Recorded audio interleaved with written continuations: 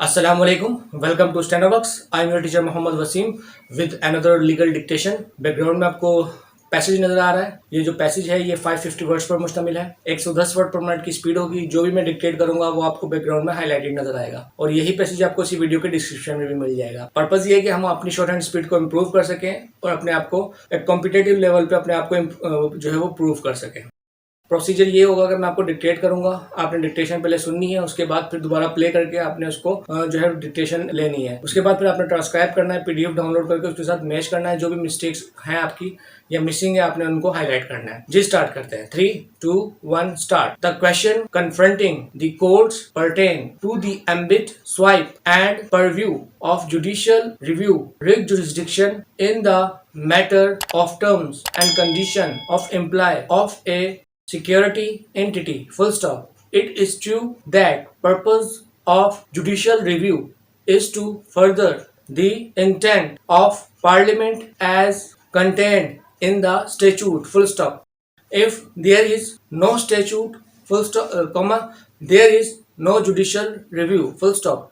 All non-statutory actions come within the sphere of private law, full stop. It is equally true that there is no jurisdiction to entertain a writ jurisdiction in a matter governed by a contract, as no public law element is involved in a purely contractual matter, and which contract is not fettered by statute, full stop. The Indian Supreme Court has unequivocally ruled that public law remedy enforceable under Article 226 of the Indian Constitution can only be restored to if the action of the authority left in the realm of public law. Even the courts are quite clear in this respect, and it has been lucidly observed in all three cases. There was a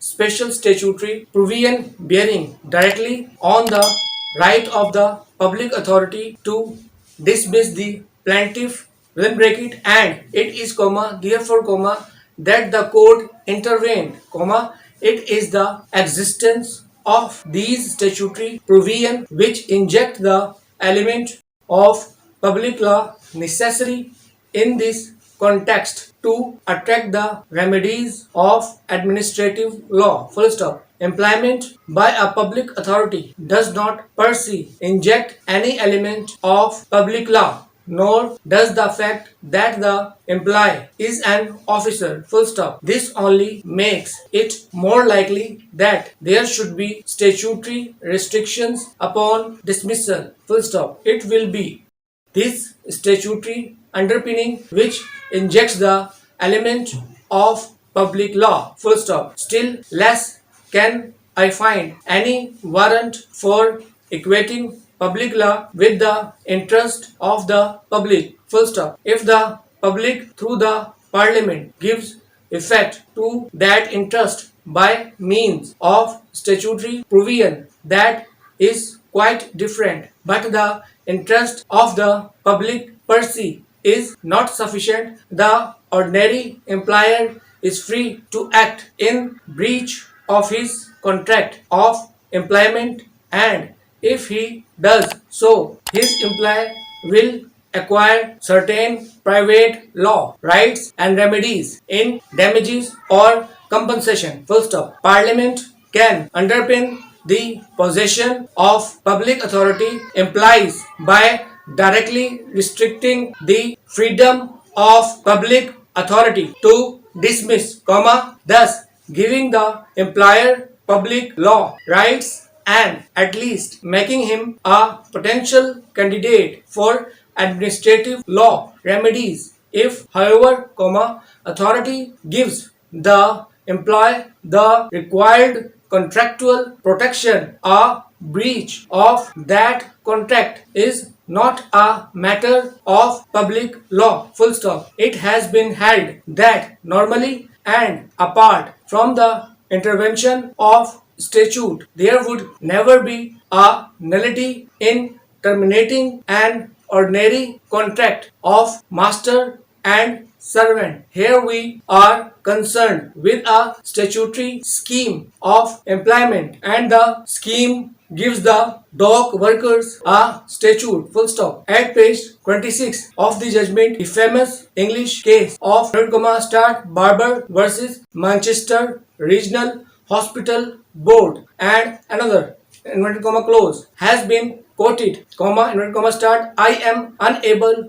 to equate this case to the circumstances which were being considered by the House of Lords in the case of wine. Full stop. There, the plaintiff was working under a code which had statutory powers, and clearly in these circumstances, the Lords who dealt with the case took the view that the case could not be dealt with as though it were an ordinary master and servant claim. Full stop. 8 page 262. But when a statutory status is given to an employee and there has been a violation of the provision of the statute, the employer will be eligible to get the relief of the declaration, and it will not be a mere case of master and servant. Full stop. 8 page 268. Having due regard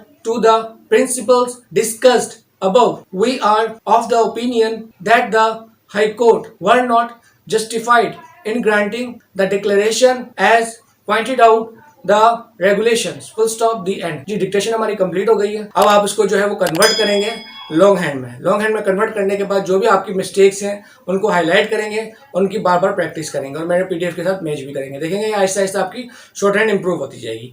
तो आज के लिए इतना ही। अगर मेरा ये lecture अगर आपको पसंद आया हो तो मेरे चैनल को जरूर सब्सक्राइब कीजिएगा और वीडियोस को लाइक कीजिएगा। नेक्स्ट लेक्चर में फिर मुलाकात होगी। तब तक के लिए अल्लाह हाफिज।